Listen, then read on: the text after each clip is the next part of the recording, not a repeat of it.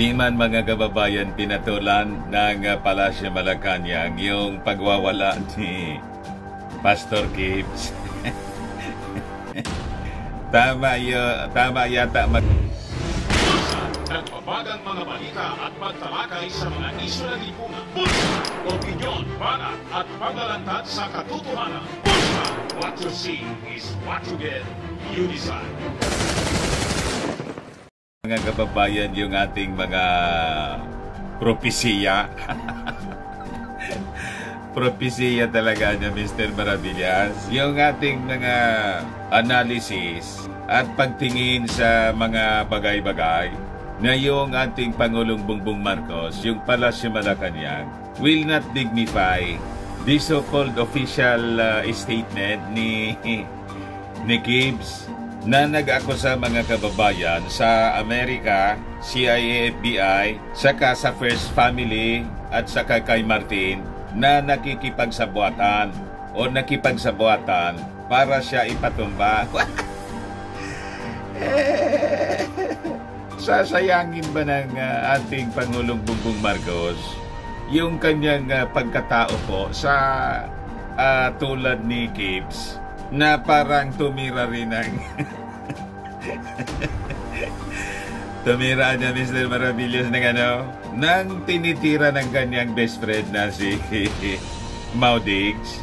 Kaya po walang statement yung Palasyo Malacanang. Sino ba naman, Mr. Maravillas, na yung papatol dyan sa parang may tama? Pero si Speaker Martin Romualdez nagpalabas po ng statement. Maiksi lang po yung sinabi niya. Diversionary tactic man lang anya yan. Dapat anya harapin niya yung mga kaso. Ito pala po si Gibbs. More than 40 cases yung kinakaharap nito sa Amerika lang. Sa Amerika pa lang. Kaya po, yung US Embassy po, nagpalabas ng statement. Ito po sabi ng US Embassy, tiwalaan niya kami na si Gibbs will face justice for his crimes.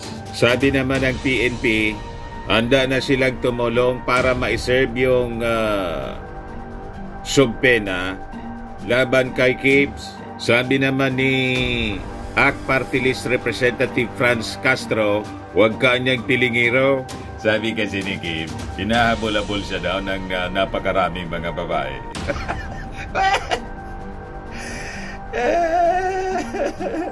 Pero anya, Mr. Maravillas, nakita mo yon? Yung balita na si Gibbs, tatakbo palang senador. Tatakbo daw, mga kababayan. Baka kasama sa line-up po ni Mau Diggs. Yung mga nasa Partido Liberal po, nagpalabas na po ng statement na 3 yung kanilang mga official candidates that will run for senator in the midterm elections. Pwede po, mga kababayan, si Kicks, si Chill, gagad si Bam. Sabi yan, mga kababayan, ni dating Senador Laila de Lima, mga recycle na niya, Mr. Maravillas, na mga politiko.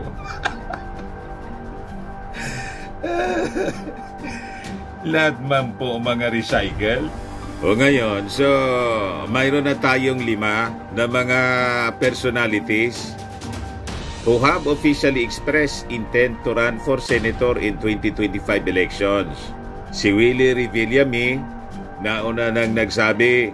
Tapos si Pastor Gibbs, si Kicks, si Bam, si Chel. Ano niya yan, Mr. Maravillas, na mga recycled ang karamihan. Saan natin yan i-shoot? Sa nabubulok o di nabubulok? Bahala na po kayo. Ito kasing mga LP politicians, sinot na natin ito sa Inidoro nung mga nakarang eleksyon. Pero parang mga zombie. Kada eleksyon po, nabubuhay, bumabalik po. But before ko, mga kababayan, ibigay sa inyo yung full story ng mga balitang yan, click subscribe muna. dito sa ating YouTube channel and hit the notification bell para lagi kayong updated sa mga kaganapan dito sa ating bansa. Like and share na rin po ninyo ng ating video. At huwag na rin po ninyo na skip yung ating mga commercial ads para tuloy-tuloy lang ang pag-unlad ng bagong Pilipinas. Sa mga naghanap po ng malinis and spacious fitness gym, bumisita lang po kayo sa aming Colossal Fitness Gym. We also offer Grab Car Rental with our brand new 2023 model ng Toyota Innova. We also accept booking for those who are planning to travel via PAL, Cebu Pacific, and other airline companies, local and international, and bills payment for Meralco bills, PLDT, etc.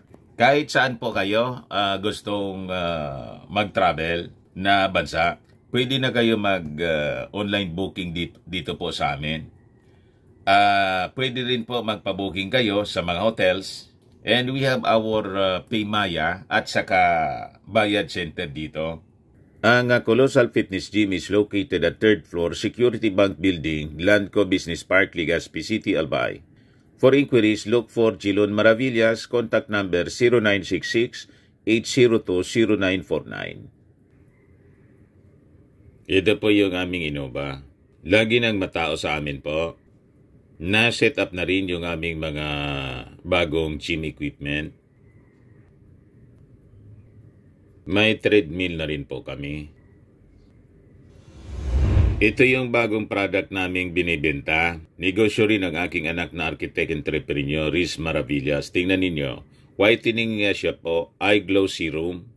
Tingnan ninyo yung epekto sa kanya before and now.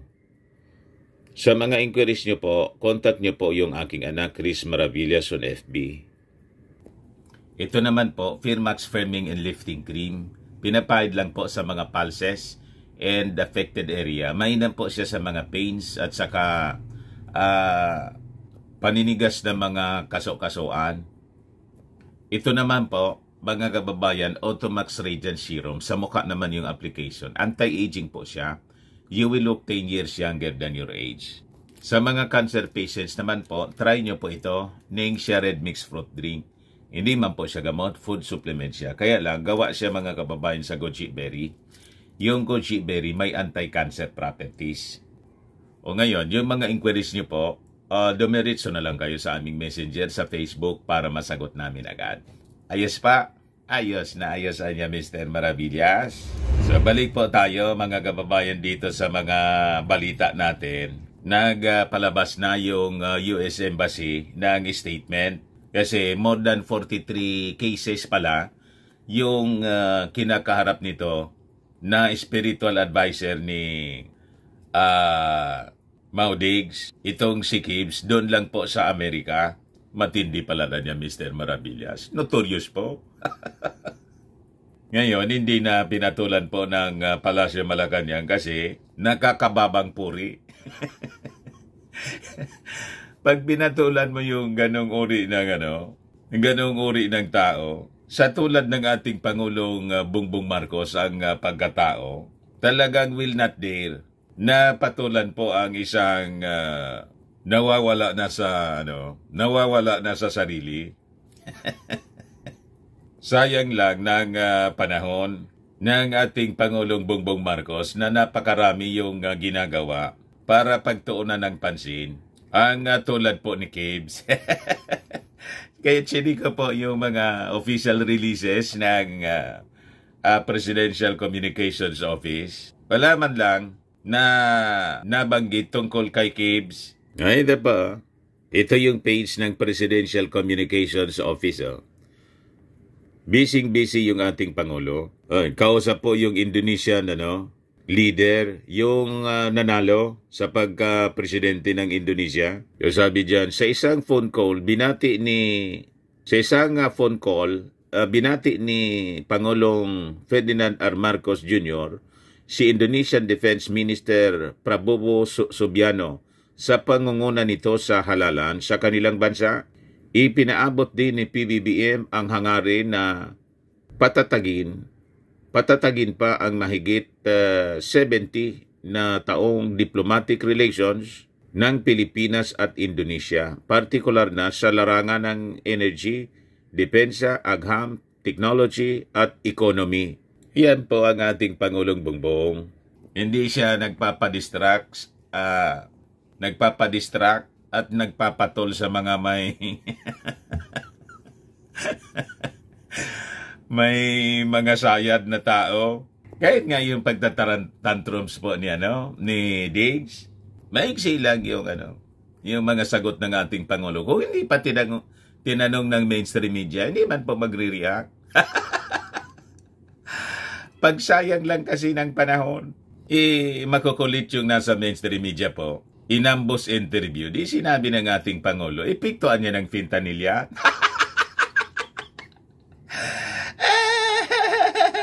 Ayan pa, PBBM sees greater trade cooperation potential between Philippines and Hawaii. Busy po yung ating Pangulo. Tutok na tutok siya sa pagpapaunlad ng ating bansa, ang bagong Pilipinas. Pinalakas na pagtutulungan sa pamumuhunan, turismo at agrikultura sa pagitan ng Pilipinas at Hawaii ang isinusulong ni Pangulong Ferdinand Marcos Jr. ngayong ika-22 ng Pebrero. Ito ay kanyang inihayag matapos ang kanyang meeting kasama ang 31st Trade Mission ng Honolulu City Council Delegation na inoorganisa ng Filipino Chamber of Commerce of Hawaii at Hawaii Philippines Business Economic Council. Ita ninyo po? Tapos tinawag ang ating Pangulo at si First Lady na mga mangkukulam, sabi ni Gibbs, aswang daw, nagbubudo. At nagsi-6RG daw. May session na niya dyan, nagagamit ng bawal na gamot. Pagkatapos, nagsisession na niya, Martes, Biyernes, sabi ni Gibbs. Matindi mga kababayan yung tama talaga. Ito po yung First Lady.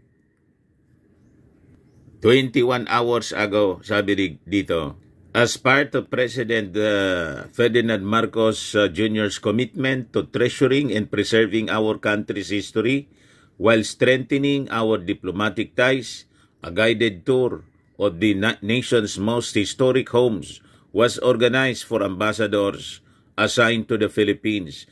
The tour was a showcase of Filipino culture and is part of the ongoing efforts of President to restore and preserve Philippine heritage sites. Yung mga ambassadors, diplomats po, ng iba't ibang bansa, in-entertain ng ating First Lady, Lisa Marcos. Itinor po sa heritage sites ng Malacanang. Di ba? Yung Malacanang compound, yung pinunta natin last year, mga kababayan. Nagkapunta na ako dyan. Kami ni Mrs. at yung mga Malacanang vloggers po. Yung tinatawag na Arligue Street sa loob ng Malacanang compound. Tinor ni Mrs. Lisa Marcos, yung mga diplomats. Nasabi ni Gibbs, Martes anya Biyernes, nagsisesyon doon sa palasyo. Nagsisex urges. Matindi po. Ito sa Clark, ito mga kababayan, binisita ng ating Pangulong Bongbong Marcos. Sabi diyan, pinaigting ni Pangulong Ferdinand Marcos Jr. ang layuning may kayat ng dagdag pamumuhunan at negosyo sa iba't ibang bahagi ng Pilipinas sa pamamagitan ng mga world-class na infrastruktura. Sa inspeksyon ng airport to New Clark City Access Road, ibinahagi ni PBBM na ito'y bahagi ng programang Build Better More ng Administrasyon or BBM.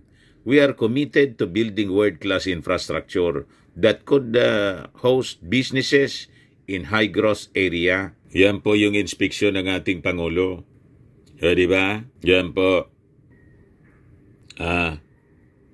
Busy po yung ating Pangulo sa mga importanteng bagay. Wala siyang panahon dito sa mga tulad ni Pastor Gibbs. Ito pa, PBBM, we get things done, assures intensified intelligence service amid threats on national security. President Ferdinand Marcos Jr. assured the Filipino people on Tuesday of the government's intensified intelligence service. Dahil adyan sa banta, to the Philippine government at saka sa national security natin. Kasama dyan mga kababayan yung barkada ni Gibbs, si Fentanyl, na isa na pong security threat sa ating bansa kasi gustong iwala yung Mindanao. Kaya gustong pakasuhan po ng mga congressmen. Nagmanifesto po yung mga congressmen sa Mindanao. Gustong pakasuhan si Fentanyl. Talaga niya, Mr. Maravillas. Sila yung gumagawa ng kanilang problema. Ito nga po si Gibbs. Lalo madadagdagan ito yung kaso. Dahil sa pinagagawa po, yung mga binanggit niya doon sa official statement niya, mga kababayan, pinabayaan siguro ng kanyang mga abogado na magdaldal ng magdaldal. Yung mga pinagsasabi po ni Gibbs, libelous and seditious.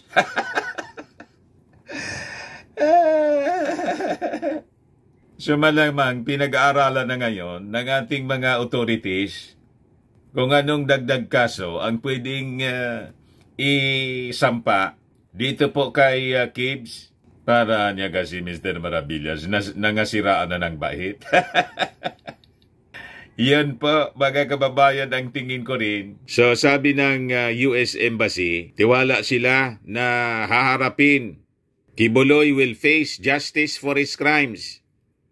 So sabi rito mga kababayan, this comes after the Kingdom of Jesus Christ founder accused the United States government of plotting to eliminate him with the help of the Philippine government.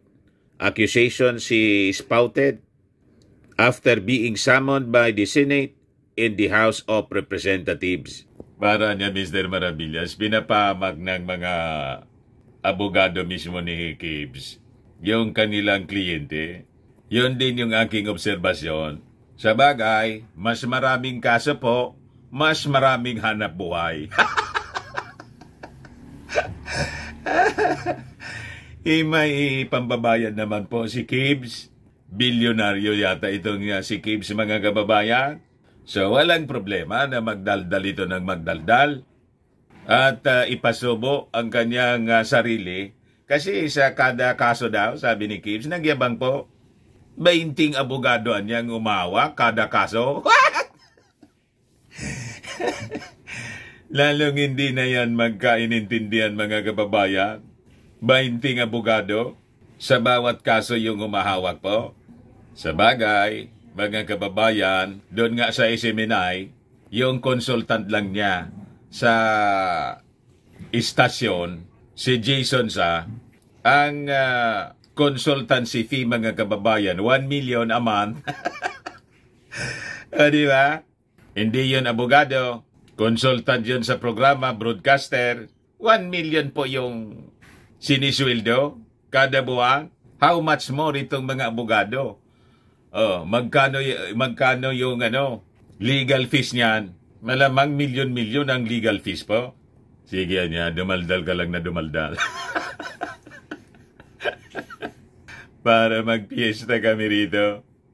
Sabi dito sa balita, earlier this week, Quiboloy was slapped with a subpoena ordered by both chambers of Congress after he snubbed committee hearings related to KOJC, and television network it owns, SMNI. Quiboloy's 37-minute audio message posted on social media on Wednesday alleged that the Philippine government, including lawmakers, are plotting to kill him and his church leaders. Ano man po ang mapapala? Kung halimbawa, i-eliminate siya, anong mapapala ng US government? Ano ang mapapala ng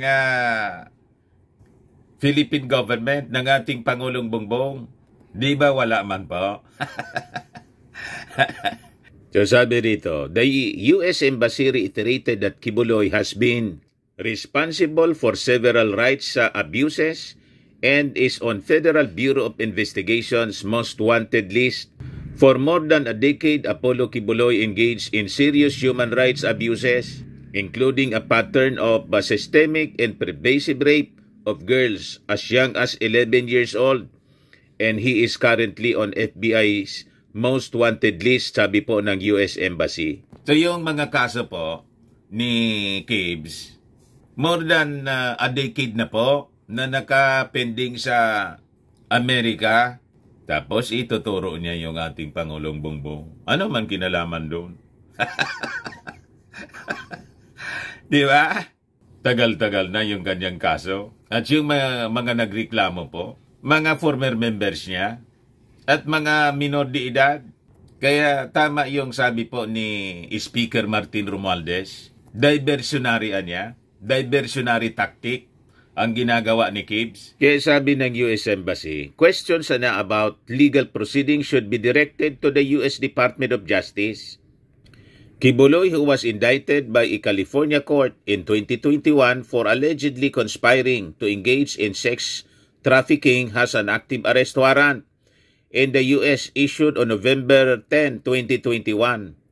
According to the U.S. Federal Bureau of Investigation's website, the U.S. Department of Treasury in 2022 blocked Kibuloy's assets over what is described as serious human rights abuses committed by the preacher. So, he has to face the music, ika nga, mga kababayan. Kung sino-sino na yung sinasabit sa problema niya, na siya man lang ang may gawa. Kinaladkad na, pati po mga kababayan yung ating Pangulong Bongbong, First Lady Lisa Marcos, pati si Martin Romualdez, kinaladkad niya sa problema niya, na siya man lang ang may gawa. Ayan po siya. Sabi ni Kaniska Gango Pachay, tama ba ang basa ko? US Embassy spokesperson, expressing confidence that FBI most wanted and self-proclaimed appointed son of God, Apollo Kibuloy, will face justice for his heinous crimes. So ang pwedeng gawin po ni Kibs ngayon, anyway, self-proclaimed son of God siya, may mag-migrate na po siya doon sa langit. Di ba? Kung hindi siya makarating sa langit po, pwede din sa impyerno siguro. Di ba? O doon sa Mars, magpatulong siya kay Elon Musk. Akotin niya yung kanyang mga leaders, pati isama niya yung kanyang mga disipulos. Isabi niya doon sa kanyang statement kahapon, the other day, nung Wednesday, pabalik-balik na daw siya doon. 1,000 times siya pabalik-balik sa kanyang mansion sa heaven. Kaya daw siya naririto lang, may mission siya. Pero pabalik-balikan niya ako doon. You see? At ang kanyang ama, mga kababayan, si Jesus Christ. Pati yung ating Panginoong Jesucristo po, pinalalabas ni Kibs na nagkaasawa at nagkaanak. At yung anak siya. O kung hindi, kasi yung Diyos po, ang Diyos Ama wala mang asawa, pero may anak, kasi Diyos siya eh. So ang ibig sabihin ni Kibs po, si Jesus Christ nagkaanak at siya yun. Tinawag niya po na ama si Jesus Christ. Yung anak, ginawa niyang ama. Talaga niya, Mr. Maravillas, masama yung epekto yata ng tinitira ni... Baka po, baka pinatikim din ni Maudigs. You see? Kasi yung pagbehave po, kakaiba na, parehas na ni Maudigs, yung kanilang pagsasalita, kung ano-ano pong mga pinagsasabing hindi ka panipaniwala. Kaya po, sinupalpal siya ni Franz Castro. Pilingiro ka niya? Huwag ka niyang pilingiro, sabi ni Franz Castro. Magabayan, Sulon Act Party List, Representative Franz Castro told Pastor Kibuloy not to flatter himself and instead advise him to face the music regarding his alleged cases of rape and abuse of women. Harapin mo niya yung kaso mo na pang-abuso sa mga kababaihan, pang-rape. Sa bahagi ko naman kay Kibuloy, huwag kang ang filingiro. Ang akala mo ay hinahabol ka ng mga kababaihan, hinahabol ka dahil sa accountability mo at pananagutan mo sa mga kababaihan. Kaya inahabol ng mga kababayan kasi ni-rape sila. Kaya sinupalpal mga kababayan ni Franz Castro. Sabi ko nga po, pag pinakinggan ninyo yung testimony ng mga kababayan doon sa investigation ni Senator Risa Hontiveros, para kang nanonood ng Betamax na XXX, ganon katindi po. Hindi ko na diniritso po na pakinggan. Sa sobrang laswa, mga kababayan, ng pagkikwento sa harap ng committee ni Risa Hontiveros. Kaya nga po, nakakalungkot na si Risa Hontiveros lang yata yung interesado among the senators. Nakakalungkot na si Risa Hontiveros lang, marami namang mga senador na mga babae, tulad ni Senator Amy Marcos,